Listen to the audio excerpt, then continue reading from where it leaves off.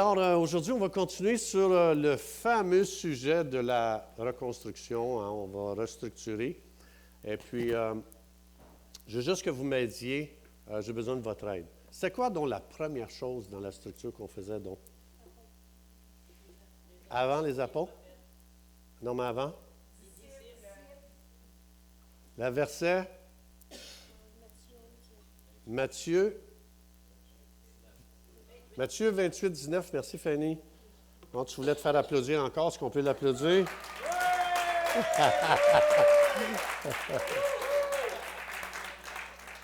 Bon. Puis moi? Non.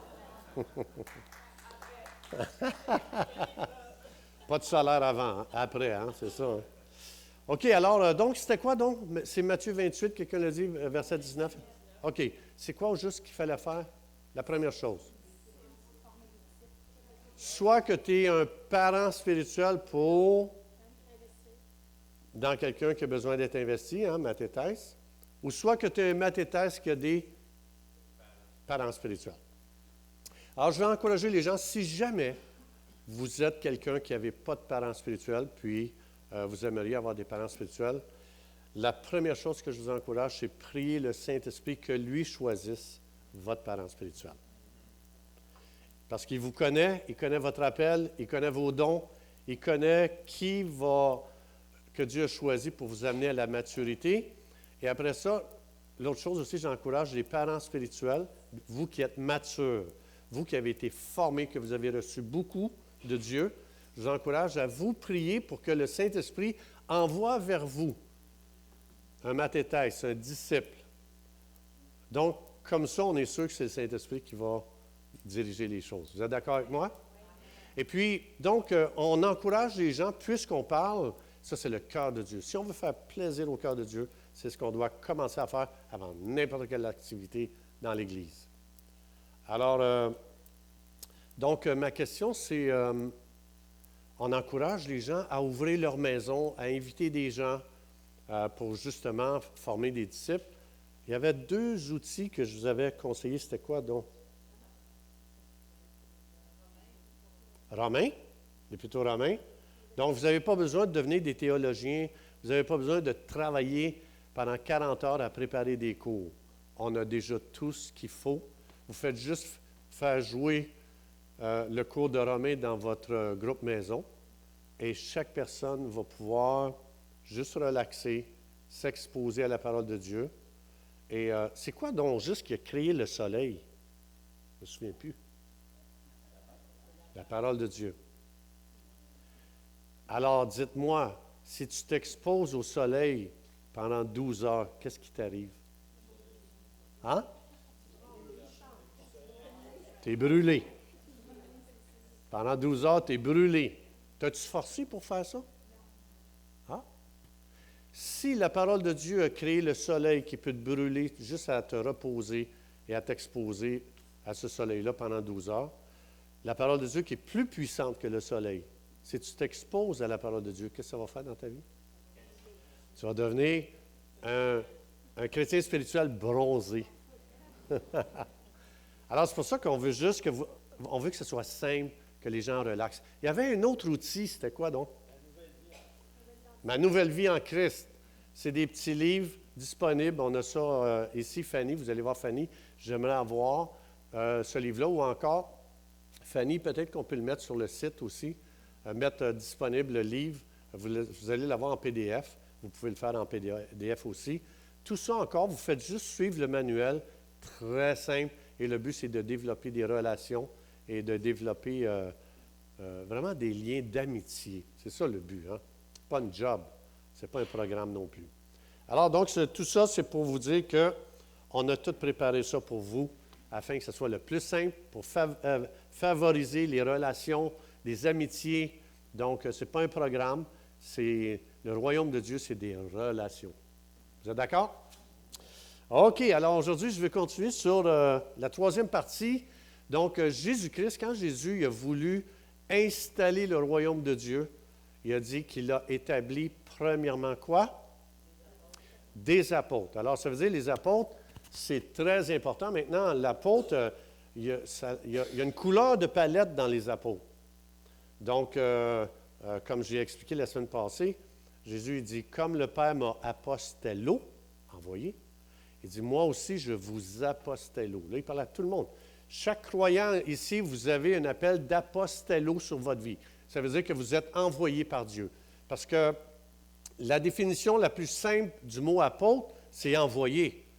Mais les Grecs avaient déjà utilisé plein de significations attachées au mot apostolos, apôtre. Et quand Jésus a choisi les apôtres, il faisait référence à ça quand il dit « Je vous appelle apôtre ». Aujourd'hui, on va voir aussi, dans Hébreux 3.1, il y a un autre apôtre aussi qui est mentionné dans Hébreux 3. Le connaissez-vous? Considérez Jésus l'apostolos. L'apôtre. Il l'a dit, le Père m'a envoyé. Alors Jésus est appelé aussi apôtre. Hein? Considérez Jésus l'apôtre et le souverain sacrificateur de la foi que nous professons. Alors puisque Jésus, la première signification de apostolos, c'était quoi donc?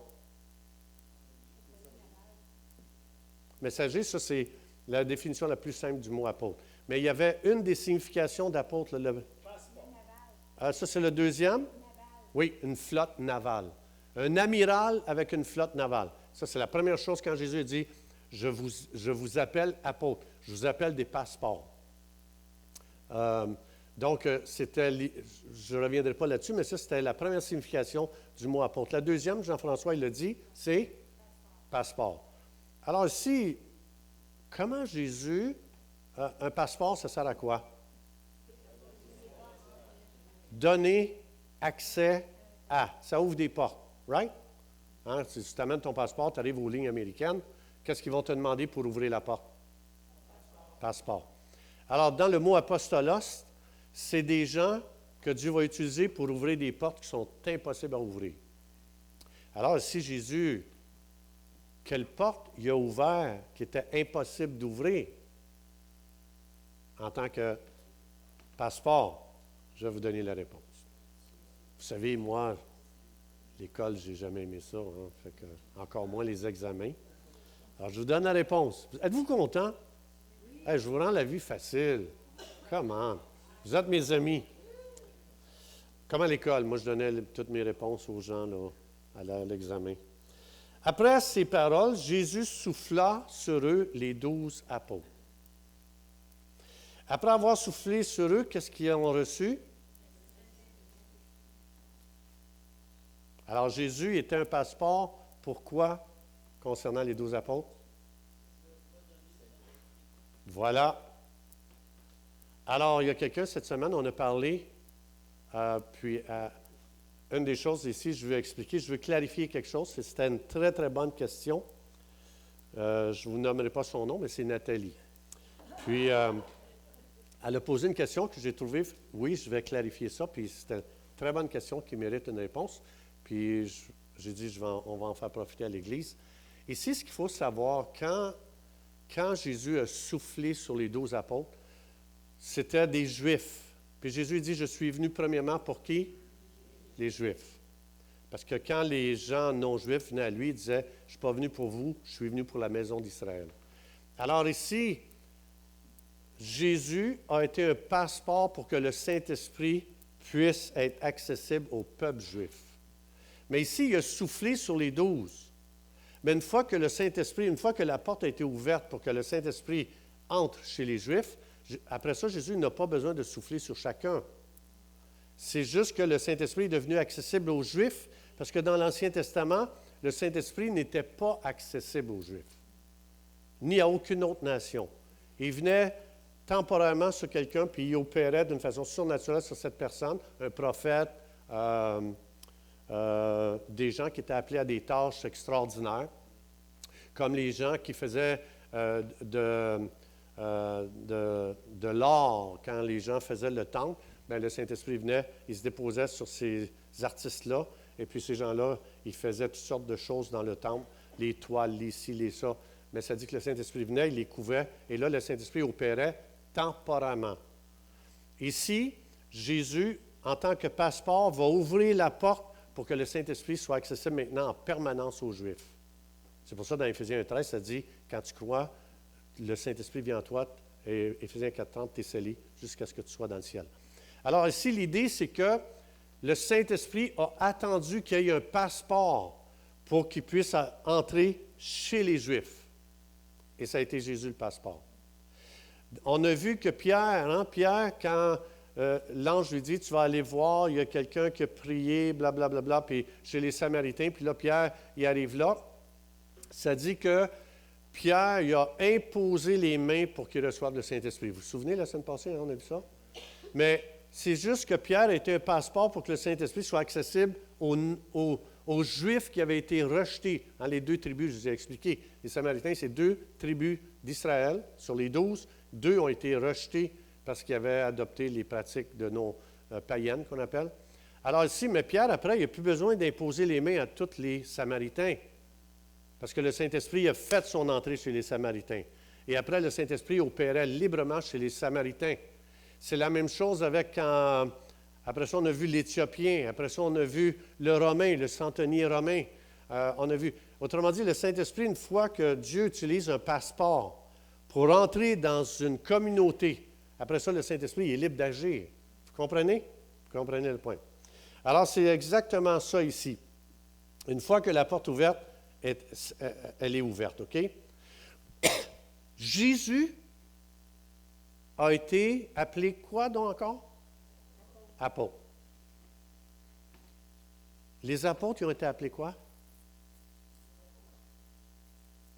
J'ai dit. Les disciples, les 12 disciples, ont été appelés quoi? OK. Attends. Le même titre que Jésus? Plus ou moins? Égal? Croyant. Savez-vous que Dieu a déposé un honneur sur vous égal à Jésus? Savez-vous ça? Vous n'êtes pas un petit, vous êtes égal en tant qu'identité. On n'est pas égal parce que lui est Dieu, pas moi. On n'est pas Dieu là. Mais il faut savoir une chose, que Dieu, c'est un Dieu d'honneur. Et Dieu a fait déposer sur chacun de ses enfants un honneur que tu ne pourras jamais arriver à comprendre dans toute sa plénitude. Même l'éternité n'est pas assez longue pour comprendre notre identité qui nous a été donnée, non méritée. On n'a pas gagné cette identité-là. Il a été déposé sur chaque croyant un honneur extrême. Alors, dites-moi pourquoi un croyant est blessé. Marlène, plus fort? Il ne connaît pas son identité. Il ne connaît pas son identité en tant qu'enfant de Dieu. La raison pourquoi on voit dans l'Église tant de gens blessés, offensés, c'est que le malin cache à cette personne, il aveugle, même un croyant, il l'aveugle concernant son identité. Alors Dieu, c'est un Dieu d'honneur. Il faut comprendre que Dieu ne nous abaisse jamais. Et la blessure, la raison pourquoi Satan veut qu'un croyant continue à être blessé, j'ai une question. Si je me blesse, puis je vous montre ma blessure aujourd'hui, la plaie est ouverte, et vous me voyez la semaine après, la plaie est encore ouverte. Vous me rencontrez un mois après, la plaie est encore ouverte, je suis toujours blessé. Vous me rencontrez 6 mois après, puis c'est encore blessé, ouvert. Qu'est-ce qui se passe à mon corps?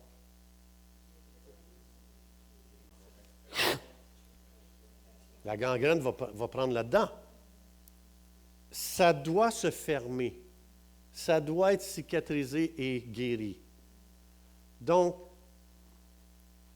dans l'Église, dans le corps de Christ, quelqu'un qui est blessé, je ne dis pas qu'on ne peut pas être blessé, on peut être blessé, mais il faut que tu gères ça le plus vite possible. Ton corps, il a été créé par Dieu, qu'aussitôt que tu te blesses, il y a plein d'anticorps qui sont déjà envoyés. Vite, guéris ça. Vite, viens coaguler ça. Vite, vite. Tout le corps se met en marche pour guérir le plus rapidement possible. Donc, si je suis blessé, ça peut arriver. Quelqu'un me blesse, j'ai été offensé. Mais le plus vite possible, le Saint-Esprit dit, vite, il faut activer tout ce qu'il faut pour que tu sois guéri le plus rapidement possible.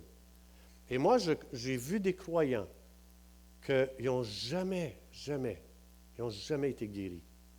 Et ces gens-là, c'est incroyable, toutes les bactéries qui sont rentrées dans le corps et comment ces gens-là, maintenant, sont infectés, même au point, même c'est des croyants qui ne sont même plus capables de penser normalement en tant que croyants. La raison, manque, Marlène le dit, pas de révélation de leur identité. Ils sont toujours blessés. Tu ne les as jamais assez salués. Tu ne les as jamais assez honorés. Tu ne les as jamais assez reconnus. Alors, le plus important, moi je vous encourage, on a fait une série sur la nouvelle identité. Et ça, c'est l'Église qui m'a demandé d'enseigner sur ça. On a fait une série, je ne sais pas combien de messages. Il est sur le site, je vous encourage. Faites juste écouter ça, mais pas juste écouter, invitez le Saint-Esprit pour en avoir une révélation. Si le Saint-Esprit vient donner une révélation de ta nouvelle identité, pour la première fois de ta vie, tu vas sentir une couronne d'honneur déposée sur ta tête par le Saint-Esprit. Et tu peux-tu insulter quelqu'un, dire « Tu es tellement important, tu es un apôtre. » As-tu déjà vu quelqu'un « Ah, tu m'as blessé là. » Tu ne peux pas. Alors, si j'écoute la voix du Saint-Esprit qui dit « Je dépose sur ta tête une couronne d'honneur pareille comme Jésus, apôtre. » Comment tu peux être blessé? Alors, Jean 10, Jésus dit « Mes brebis entendent ma voix. » Et ça, c'est Dieu qui dit qu'il fait ça pour nous. Je t'appelle le même titre que Jésus. Alors, c'est pour ça que c'est important d'aller au Saint-Esprit, de dire « Saint-Esprit, je suis toujours blessé. Il faut que je guérisse le plus vite possible. » Hein, on se dépêche. Quand on s'ouvre, vite, longuant, vite. Dans le temps, c'était du mercurochrome. Hein? Vous souvenez-vous de ça? Hein? Je ne sais pas si on s'empoisonnait pas, là, j'ai aucune idée. Là, Alors, même chose si je prends un soldat, hein, la Bible dit dans Éphésiens 6, on vit dans une guerre spirituelle. Un soldat qui est blessé, es-tu efficace à la guerre? C'est pour ça que Satan veut que les croyants restent blessés encore et encore. C'est le temps, quand Dieu a mis une couronne d'honneur sur chaque croyant, c'est pour se lever, de sortir de l'offense et de dire, j'ai été sauvé, j'ai été appelé par Dieu pour changer ce monde. C'est pour ça qu'il nous a appelés apôtres. Il y a plusieurs palettes, comme je vous dis, d'apôtres. Mais l'idée ici, c'est que chaque croyant est envoyé par Dieu. Chaque croyant. Bon, tu n'es peut-être pas l'apôtre dans Éphésiens 14. On va voir ça. Mais tu es quand même envoyé. Tu es quand même un passeport pour plusieurs personnes. Anyway, ça va? OK.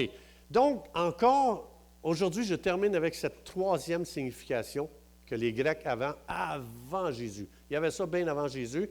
Et quand Jésus a dit, « Je vous appelle apôtres », eux autres, dans leur tête, ils savaient que c'était un amiral avec une flotte de navires. Ils savaient que c'était des passeports qui vont ouvrir des portes qui étaient fermées encore. Le Saint-Esprit était fermé aux nations. Alors, ils ont été la porte que c'est eux autres, à travers eux autres que le Saint-Esprit est entré dans ces communautés non juives. Et donc, la troisième signification du mot apôtre, c'est ambassadeur. Ça, c'est la troisième. Donc, eux autres, quand Jésus dit « Je vous appelle apôtre », ils disent « Ah, je vais être un ambassadeur. » C'est comme ça sonnait dans leur tête. C'est quoi au juste un ambassadeur?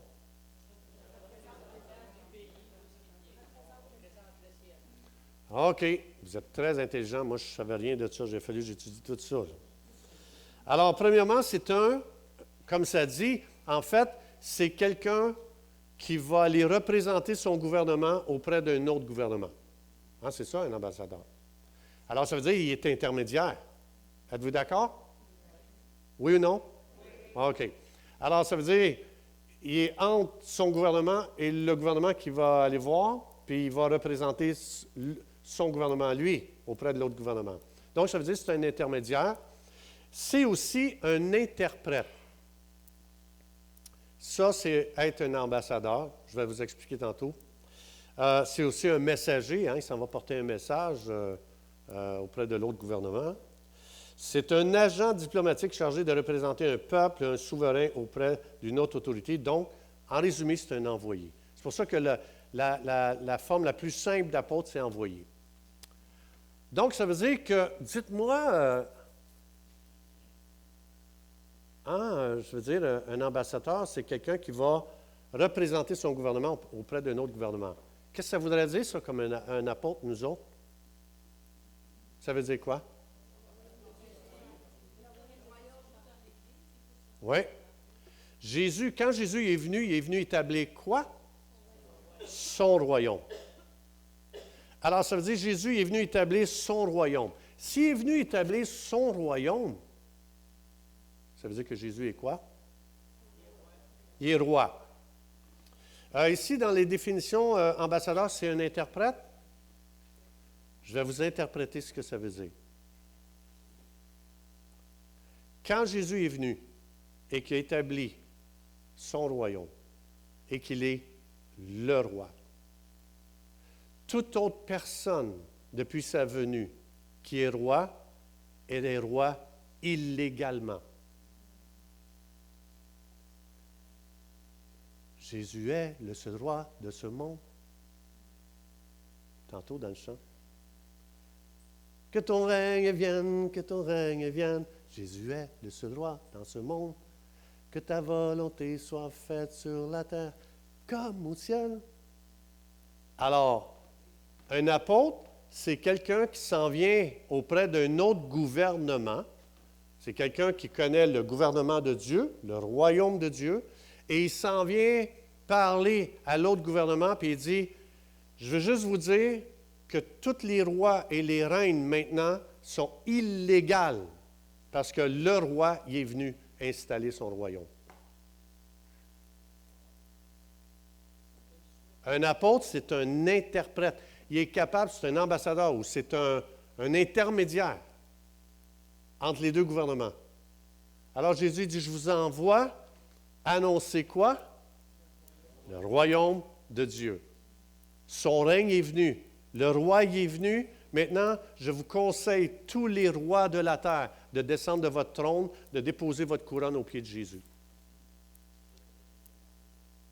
Avez-vous remarqué dans le livre de l'Apocalypse que le soleil tombe, la lune tombe, les étoiles tombent, tous les astres tombent? Ça représente quoi? Des autorités, des gens en tête, des gouvernements, des rois, des ministres, tout ce que tu veux. Si Dieu était d'accord qu'il y ait des rois dans ce monde et des premiers ministres, est-ce qu'il aurait permis que les soleils et les lunes et les étoiles tombent? Apocalypse, quand il parle, êtes-vous là? Alors, je vous l'ai expliqué, quand j'ai expliqué Matthieu 24, je vous ai montré dans l'Ancien Testament que quand Dieu disait que le soleil tombe, il parlait du roi. Dans l'Apocalypse, les soleils tombent. Qu'est-ce que ça veut dire? Ça a tellement été long avant que les gens comprennent que le roi est venu sur la terre, que tout roi qui maintient sa position sur le trône fait une confrontation à Jésus. Nous sommes envoyés en ayant une éducation du royaume de Dieu pour venir dans un royaume anti-Dieu et de parler à ce royaume de qu'est-ce que.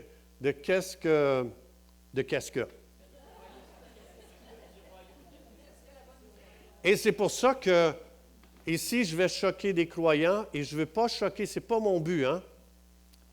Mais le royaume de Dieu que Jésus nous a donné comme modèle n'est pas un parti politique. Les croyants qui cherchent à établir un parti politique, c'est des croyants qui ne représentent pas le royaume de Dieu. Parce qu'un parti politique n'installera jamais le royaume de Dieu. Oui, mais ils ont des bonnes valeurs. C'est sur la terre comme au ciel. Ça veut dire que ça n'a pas été inventé par des hommes. Je vous l'ai expliqué, l'origine des partis politiques, Ça vient de qui, dont son nom? Quelqu'un le dit? Nimrod. Et ça a été fondé avec l'aide des démons. De là, la démocratie.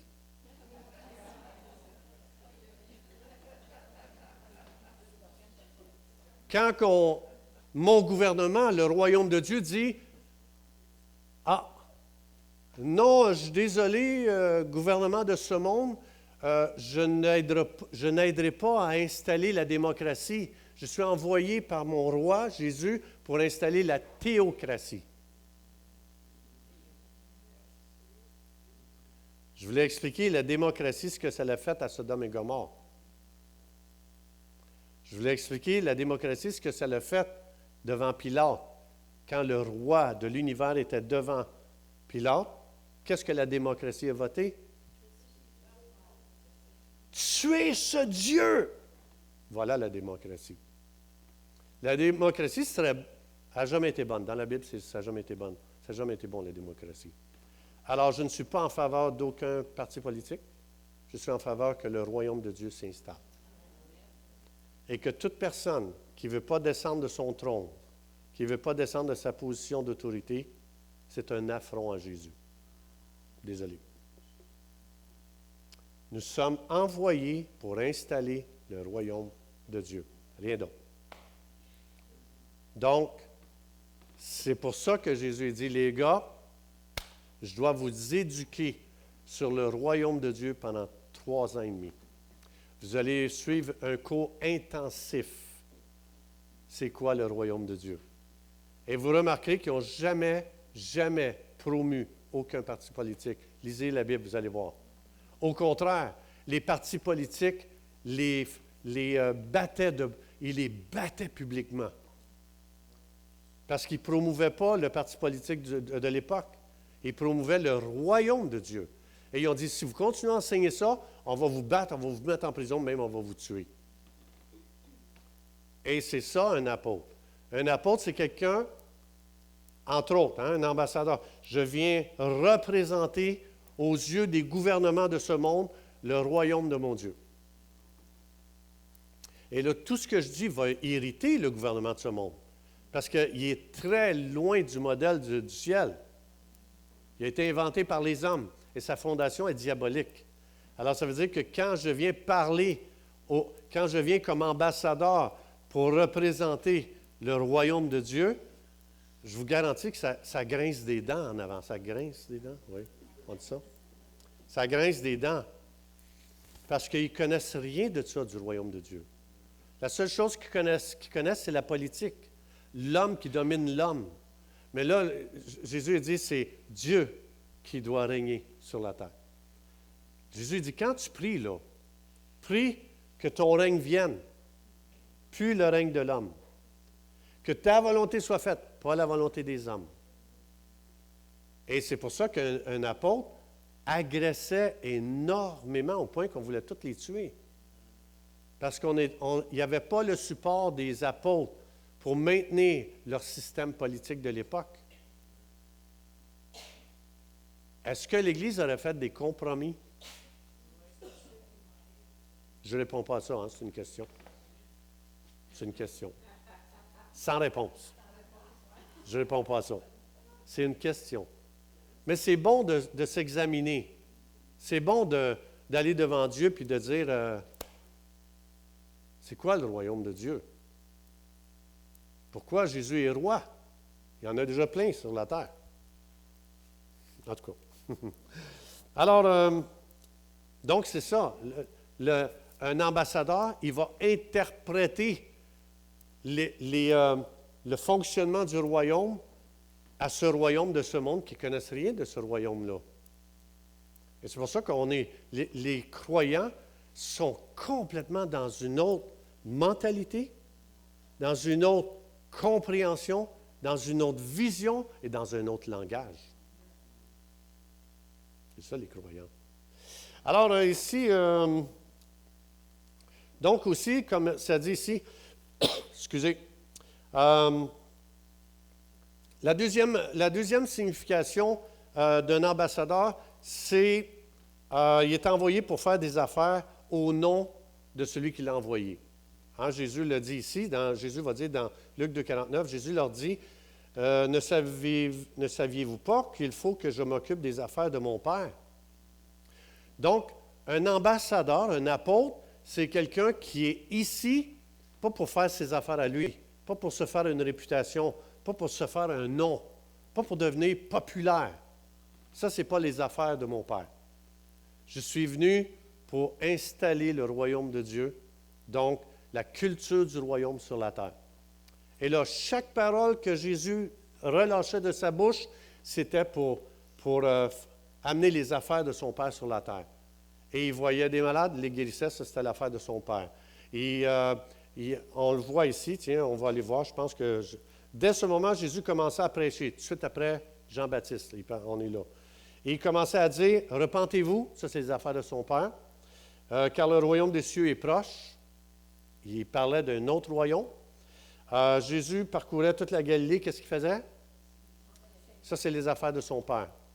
De rééduquer la planète Terre concernant toute la culture du royaume de Dieu. Donc, il faut être enseigné pour ça. Parce qu'on ne le connaît pas. On connaît juste la culture de ce monde.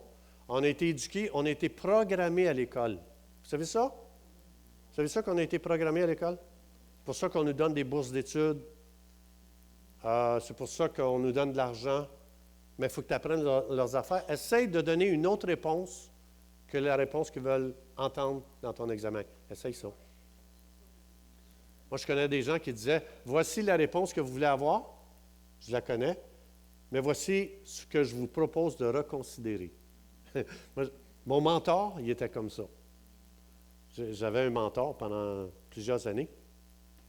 En fait, quand j'ai fait mon ordination, Dr. Lewis, il y en a qui le connaissent. Ça a été un des docteurs de la parole, il y en avait 4 en fait. Un des docteurs que j'ai été ordonné, Dr. Lewis. Et puis ce gars-là, il a été mon mentor toute ma vie. Il est décédé l'année passée. Et avec beaucoup de regrets, on était très, très, très, très, très amis.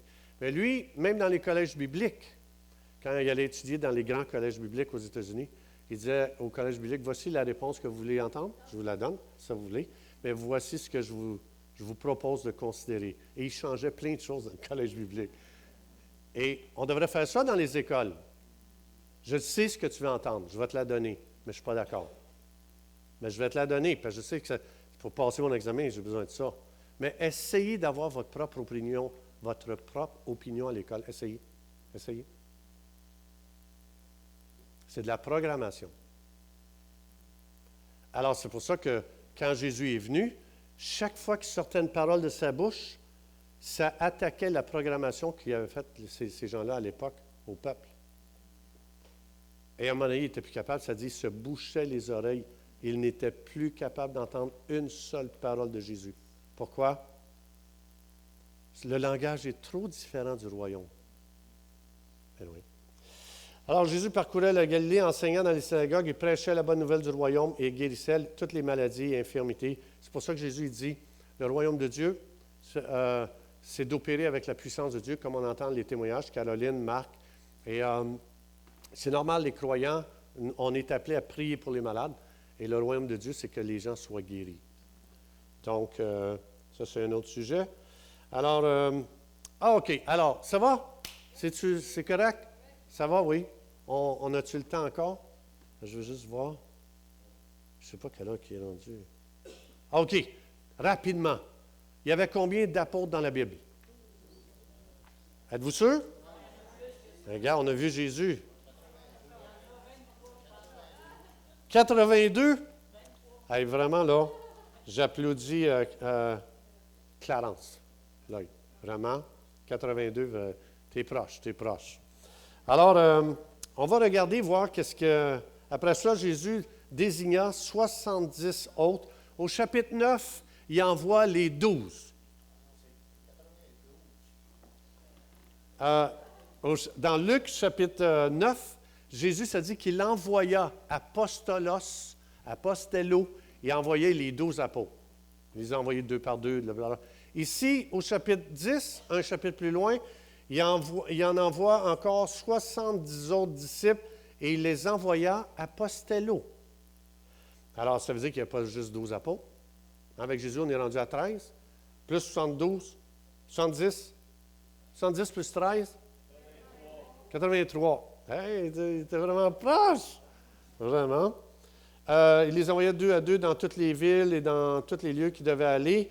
Et, mais après ça, dans Actes, quand Judas s'est pendu, il n'y a pas eu un autre? Ah, OK. Donc, on est rendu à combien? 84. Oh! Puis après ça, il y en a eu 11 autres là, ici. Là. Hein, Apollos, il est nommé apôtre. On est rendu à combien?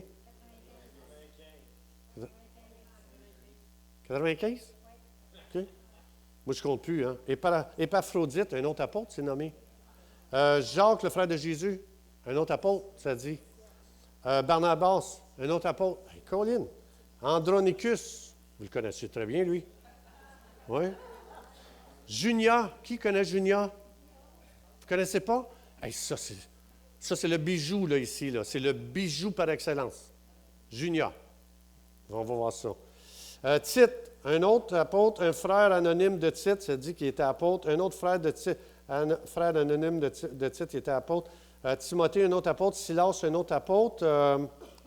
Oui, ça en fait du monde. Il y en a des apôtres. Paul, exactement. Paul, ça en est un autre.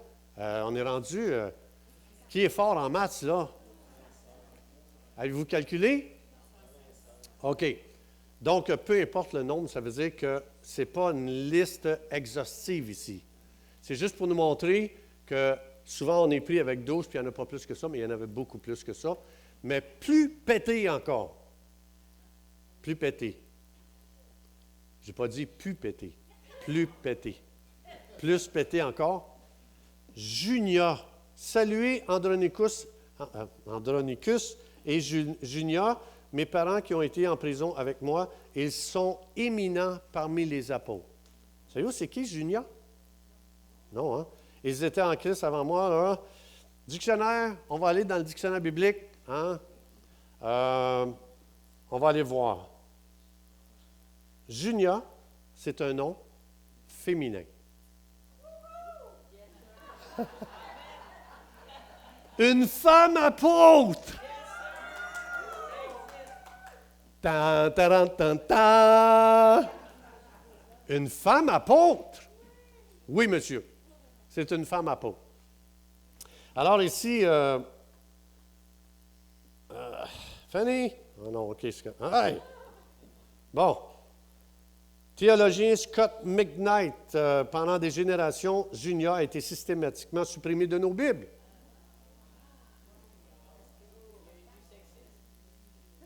On va voir pourquoi.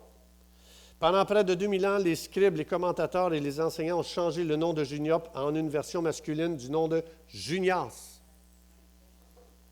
Le théologien Scott McKnight explique pourquoi ils ont fait cela. Junia était une femme et elle était apôtre, mais comme une femme ne pouvait pas être apôtre, Junia est devenu le nom masculin Junias.